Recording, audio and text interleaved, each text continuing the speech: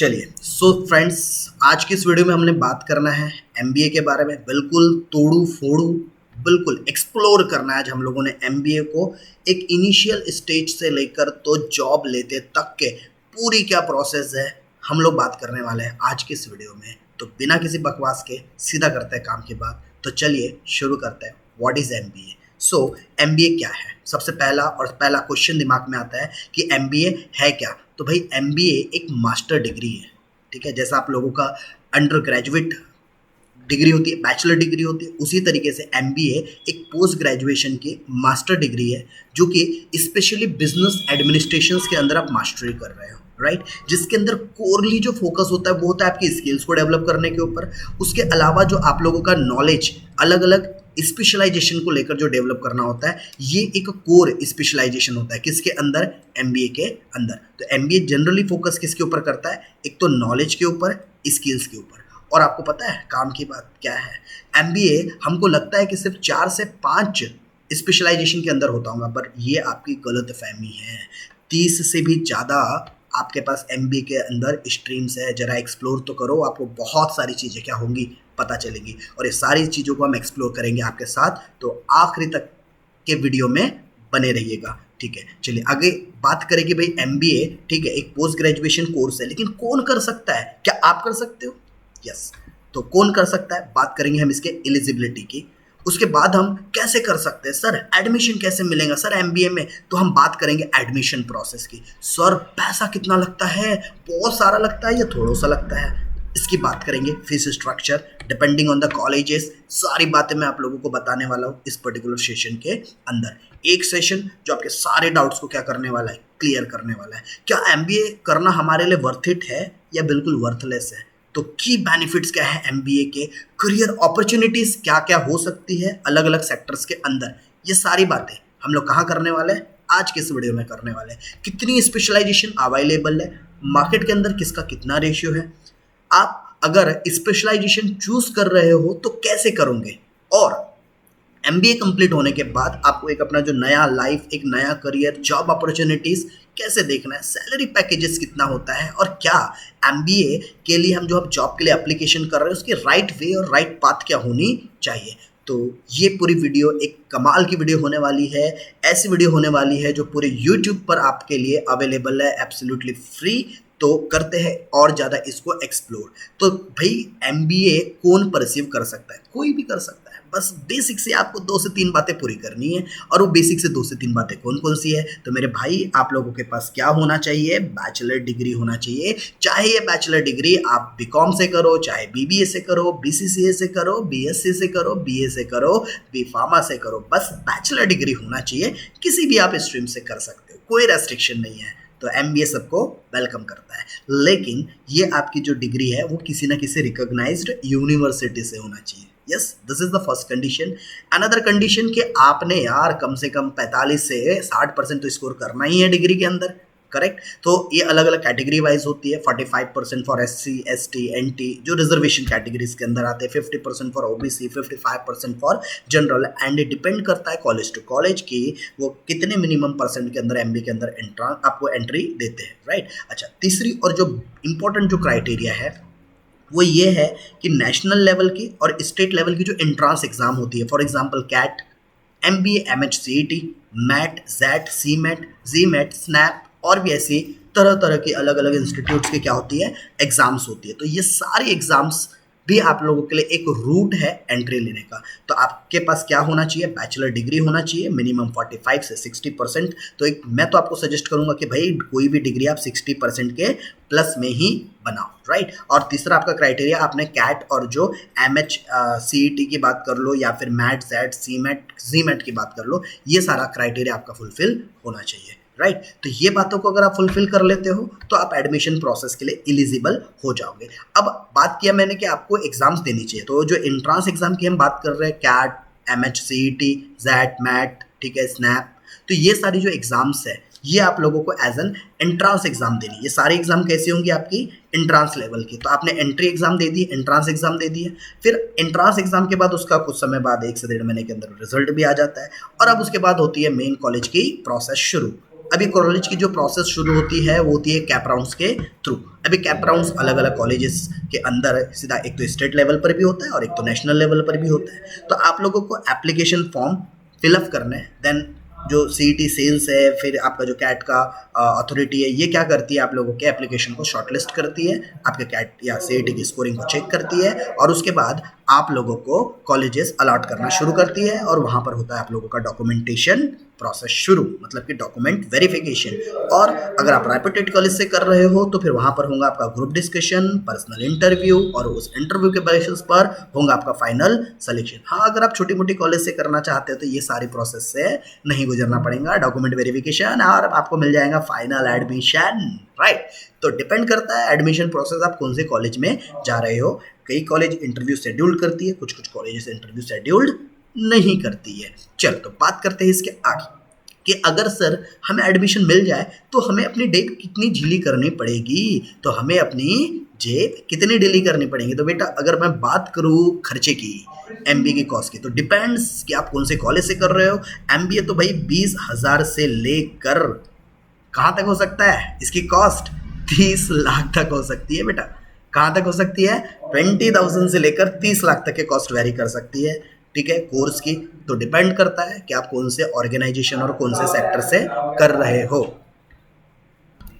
ठीक है। सो अगर हम बात करें गवर्नमेंट और पब्लिक इंस्टीट्यूशंस की, मतलब जो गवर्नमेंट अंडरटेकिंग जो कॉलेजेस होती है या फिर जो पब्लिक सेक्टर वाली कॉलेजेस है, अगर हम उनकी बात करें तो वहाँ पर जो एक फ़ीस की जो रेंज है वो 20,000 पर एनम से लेकर 1,50,000 तक के कंप्लीट हो जाती है, करेक्ट। लेकिन अगर हम बात करें प्राइवेट इंस्टीट्यूशंस की, जो प्राइवेट मॉडरेट लेवल के कॉलेजेस है, जो कि बी स्कूल की कैटेगरी में आती है, मिड ईयर के कॉलेजेस है, तो उनकी जो एक एवरेज फीस होती है, कितनी होनी चाहिए उनकी एवरेज फीस, हाँ 2 लाख से 6 लाख तक वेरी करती है, किसी के 2.5 लाख, किसी की 3 लाख, ठीक है। सो एवरेज उनका जो पर ईयर का फीस है 2 लाख से 6 लाख के इस आसपास वेरी करता है। अगर पूरे कोर्स की बात करूँ तो 4, 5, 6, 7, 8, 9, 10 लाख के अंदर, 12 लाख के अंदर हो जाता है। अच्छा, अगर मैं प्राइवेट इंस्टीट्यूशन के अंदर अगर मैं थोड़ी टॉप टियर बी स्कूल की अगर बात करूं, सर ये टॉप टियर मिड टियर क्या होता है, ये कॉलेज की रेटिंग पर डिपेंड करता है, कॉलेज के प्लेसमेंट्स पर डिपेंड करता है। तो अगर मैं बात कर रहा हूँ किसकी, top tier private B school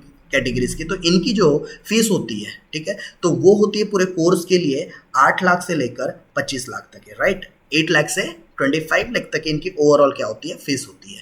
अच्छा, अगर बात करें ऐसे इंस्टीट्यूट की जिनका फॉरेन कोलैबोरेशन है, ठीक है, कैलिफोर्निया यूनिवर्सिटी से उन्होंने टाई अप कर रखा है या फिर कोई भी अदर देन इंडियन अगर यूनिवर्सिटी से उन्होंने अगर अपना टाई अप कर रखा है तो उसे बोलते हैं फॉरेन कोलैबोरेशन। अगर आप ऐसे इंटरनेशनल प्रोग्राम्स के साथ अपने करियर को और अपने एमबीए प्रोग्राम को आगे ले जा रहे हो तो आपका फीस यहाँ पर वेरी करेगा, कितना, 10 लाख से लेकर 30 लाख इंटायर कोर्स की ये फीस है। अगेन फीस डिपेंड करती है कॉलेज टू कॉलेज।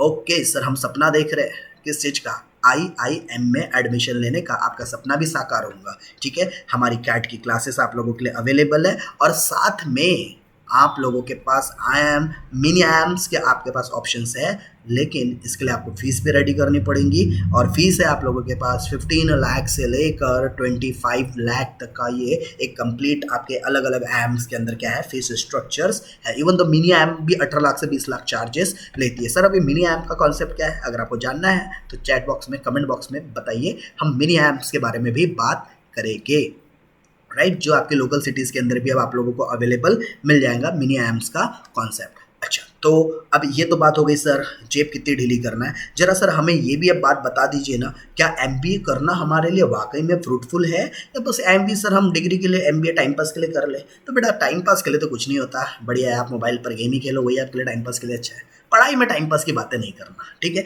पढ़ाई टाइम पास नहीं है, राइट। तो पढ़ाई के अंदर आप लोगों को बहुत सारी चीज़ें सीखनी है, चाहे आप डिग्री पर्पस के लिए कर रहे हो, चाहे जॉब सीकर पर्पस के लिए कर रहे हो, चाहे एंटरप्रेन्योर पर्पस के लिए कर रहे हो, ये कोर्स आपके सारे नीड को फुलफिल करेगा। क्यों करेगा उसका भी मैं आपको कारण बता दूं, तो मेन कारण है कि भाई एमबीए एक स्किल डाइवर्सिफिकेशन कोर्स है, राइट। एमबीए क्या है, एक स्किल डाइवर्सिफिकेशन कोर्स है और इसके अंदर आप लोगों को क्या मिलने वाला है, अलग अलग स्किल्स को डेवलप करने की अपॉर्चुनिटीज़ मिलने वाली है, क्योंकि इसके अंदर होने वाले हैं बहुत सारे स्पेशलाइजेशन जिसकी बात करेंगे हम आगे। अच्छा, नेटवर्किंग, भाई आप इतने सारे प्रोग्राम्स करते हो ना एमबीए के अंदर, नए लोगों के साथ कनेक्टिविटी, नई नई अपॉर्चुनिटीज़, तो आए दिनों आपके पास क्या आती है, अपॉर्चुनिटीज आते रहती है, राइट। अच्छा, लीडरशिप क्वालिटी आपके अंदर डेवलप्ड होती है, एक आपके पास एंटरप्रेन्योर बनने की कैपेसिटी डेवलप्ड होती है। कसम से अगर आपने एमबीए अगर बहुत सिंसियर और बहुत सीरियस वे में किया ना, आपका जो नॉलेज है ना, आपका जो एटीट्यूड है पूरा बदल के रह जाएगा। आपके अंदर एक फीलिंग आएगी कि भाई मैं ही बॉस हूँ, एक एंटरप्रेन्योर क्वालिटी और एक लीडर, कैसे टीम को चलाना, टीम को कैसे मोटिवेट करके रखना, ये सारी बातें हम लोग कहाँ सीखते हैं, एमबीए पर्टिकुलर कोर्स करिकुलम के अंदर सीखते हैं। पर्सनल ग्रोथ, इनक्रेडिबल ग्रोथ होता है, राइट। और ये तो एमबीए आपको पता ही है प्रोफेशनल कोर्स है और इसके मार्केट के अंदर प्रेस्टीज बहुत ज़्यादा है। वो बात अलग है कि कुछ तुच्छ सी कॉलेजेस के प्रेस्टीज को ख़त्म करने की कोशिश कर रहे हैं, बट उनके छिल्टू कॉलेजेस से कोई फ़र्क पड़ने वाला नहीं है, राइट। तो प्रेस्टीज कोर्स है डेफिनेटली। बहुत कंपैरिजन होता है CA versus MBA, CFA versus MBA, उसकी भी बात करेंगे। अगर आपको जानना है तो आप अलग से क्या करो, कमेंट करो भाई, लाइक भी ठोकते जाओ, चैनल को सब्सक्राइब करो। आपके लिए ये सारे हम यूजफुल कंटेंट लेकर आते रहते हैं। तो पर्सनल ग्रोथ डेफिनेटली आपको मिलेगी ही मिलेगी। अगर आप एमबीए के साथ आगे बढ़ रहे हो तो बहुत सारे आपको चेंजेस अपने अंदर इस ड्यूरिंग द कोर्स करिकुलम देखने को मिलेंगे। करियर एडवांसमेंट, क्योंकि देखो एमबीए के अंदर इतने सारे प्रोग्राम्स होते हैं ना, इतनी सारी चीज़ें यहाँ पर कंटिन्यू चलती है ना, तो ऑब्वियस है यार आपको तो डेवलपमेंट करना है। और जब आप खुद डेवलप करोगे तो अर्निंग पोटेंशियल तो बढ़ना ही बढ़ना है। उसके लिए तो कोई ऐसा नहीं है कि अगर आपकी स्किल्स डेवलप नहीं है, अगर आप स्किल्स डेवलप कर रहे हो तो आपकी अर्निंग पर भी फर्क पड़ेगा, आपका अर्निंग भी क्या होगा, उससे डेवलप्ड होगा, राइट। अच्छा, अगर हम बात करें कि भाई कैसे हम अपने एमबीए करने के बाद कौन कौन से फील्ड के अंदर हम हमारे करियर को और ज़्यादा एक्सप्लोर कर सकते हैं। अगर मैं करियर के एक्सप्लोजर की बात करूं तो हम एमबीए के ड्यूरेशन के अंदर हम लोग कहाँ कहाँ अपना करियर एक्सप्लोर कर सकते हैं। सो हम लोग अपना करियर एक्सप्लोर कर सकते हैं फाइनेंस सेक्टर के अंदर, मार्केटिंग सेक्टर के अंदर, एचआर के अंदर, ऑपरेशन मैनेजमेंट के अंदर और बिजनेस है। बस खत्म ना, अभी और बाकी है मुन्ना, क्योंकि इतने सारे सेक्टर्स हैं ना, आप थक जाओगे, लेकिन ये सेक्टर्स खत्म नहीं होंगे, आपके पास जॉब अपॉर्चुनिटीज़ खत्म नहीं होंगी। तो करियर आपको एक बहुत वेल वर्स्ड आपको क्या करता है, ऑप्शंस देता है। बट ये ऑप्शन को ग्रैब करना किसके हाथ में है, आपके, मेरे नहीं, मैंने ग्रैब कर लिया है, आपके हाथ में है करियर को ग्रैब करना, राइट। तो आपको देखना है कि आपके लिए कौन सी फील्ड सुटेबल है, और उसकी भी हम बात करेंगे, बस थोड़ा सा और वेट कर लो। ये भी बात करेंगे कि आपने कौन सा स्ट्रीम चूज करना चाहिए, राइट। चलिए, सो वन बाय वन मैं गो थ्रू करूँ तो आप यहाँ से पढ़ ही सकते हैं, या आपके लिए लिख कर हुआ है कि आप कहाँ कहाँ अपना करियर परस्यू कर सकते हैं, राइट। तो finance, marketing, HR, operation, business analytical, और इसके साथ साथ बात खत्म नहीं होती, इसके साथ साथ हम और कहाँ कहाँ करियर देख सकते हैं। कंसल्टिंग के अंदर, भाई आपको नहीं किसी के अंदर अगर जॉब करना है तो आप क्या भी कर सकते हैं, कंसल्टिंग, हेल्थ केयर मैनेजमेंट। आज तो हॉस्पिटल इतने ऐसे धड़ल्ले से खुल रहे हैं ना, भाई आप हेल्थ केयर मैनेजमेंट को संभाल सकते हैं वहाँ पर जाकर, करेक्ट। उसके अलावा आईटी, इंफॉर्मेशन टेक्नोलॉजी, उसके अलावा इंटरनेशनल बिजनेस, रियल एस्टेट, कितना बुम्बास्ट बिजनेस है पता है ना आपको। आज पैसे डालो 2 दिन में डालो, बाबू भाई की स्कीम, रियल एस्टेट का बिजनेस। तो यहाँ पर भी स्किल्ड और क्वालिफाइड पर्सन्स की क्या होती है, जरूरत है। और वो कौन बनेगा, आप बनेंगे, राइट। तो एमबीए इस अभी तक तो सही है, क्या आगे भी सही है, देखते हैं। तो मोस्ट जो पॉपुलर स्ट्रीम है जो मार्केट के अंदर कॉमनली यूज की जाती है वो है finance, marketing, HR, international business, business analytical, जिसके हम ऑलरेडी बात कर चुके हैं। उसके अलावा कुछ ऐसे भी छुपे रुस्तम एमबीए के अंदर कोर्सेज होते हैं जिसके बारे में लोगों को पता ही नहीं है कि अरे ये एमबीए में भी होता है।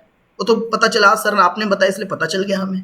तो भाई रूरल मैनेजमेंट, देखो मेरे देश की धरती सोना उगने उगले, ठीक है, सुना होगा आपने। ग्रामीण क्षेत्रों से भारत कहीं ना कहीं बहुत ज़्यादा गिरा है। आपको रूरल मैनेजमेंट सीखना है, ग्रामीण क्षेत्रों में डेवलपमेंट करना है, बहुत देशभक्ति जगी है आपके अंदर। एमबीए इन रूरल मैनेजमेंट करो, समझ में आ जाएगा गाँव को किस तरीके से एकत्रित करना है और कहाँ कैसे वहाँ मैनेजमेंट करना है, ठीक है।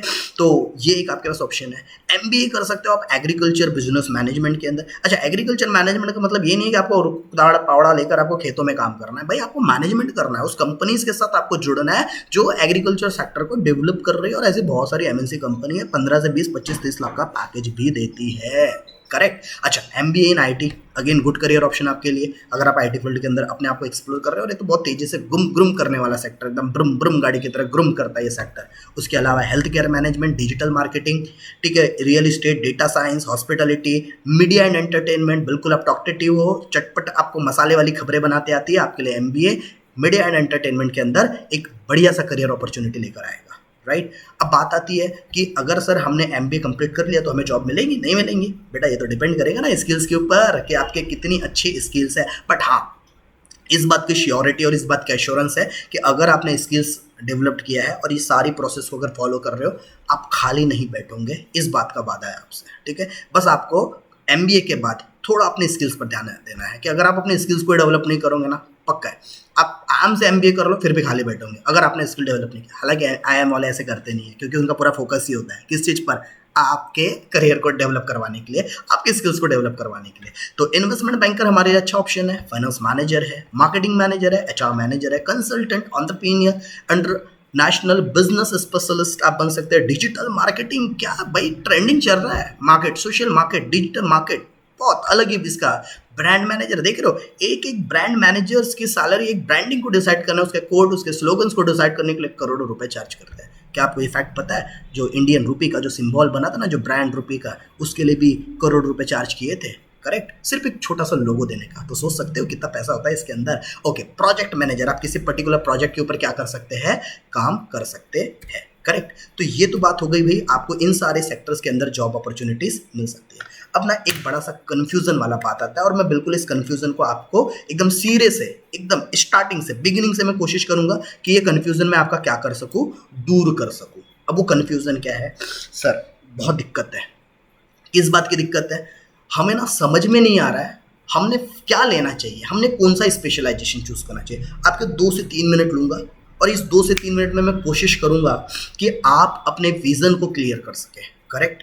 ऐसे आपको तो बहुत सारे यूट्यूब पर वीडियो मिल जाएंगे, बट बेटा ये बिल्कुल आई ओपनिंग वीडियो है आपके लिए, और 2 से 3 मिनट अभी मिस मत करना आप। और वैसे तो पूरे एंड तक वीडियो को मिस मत करना। और सेशन अच्छा लग रहा है तो लाइक ठोको, कमेंट करो, चैनल को सब्सक्राइब करो, ऐसी यूजफुल इन्फॉर्मेशन लेते आऊँगा आपके लिए। चलिए, तो सबसे पहले आप लोगों को क्या करना है, सबसे पहले देखो, ऐसे बाबा की तरह आंख बंद करना और थोड़ा सा सेल्फ असेसमेंट करना, सोचना कि आपकी एक्चुअल में इंटरेस्ट कौन से एरिया के अंदर है। क्या आप नंबर्स में बहुत अच्छे हैं?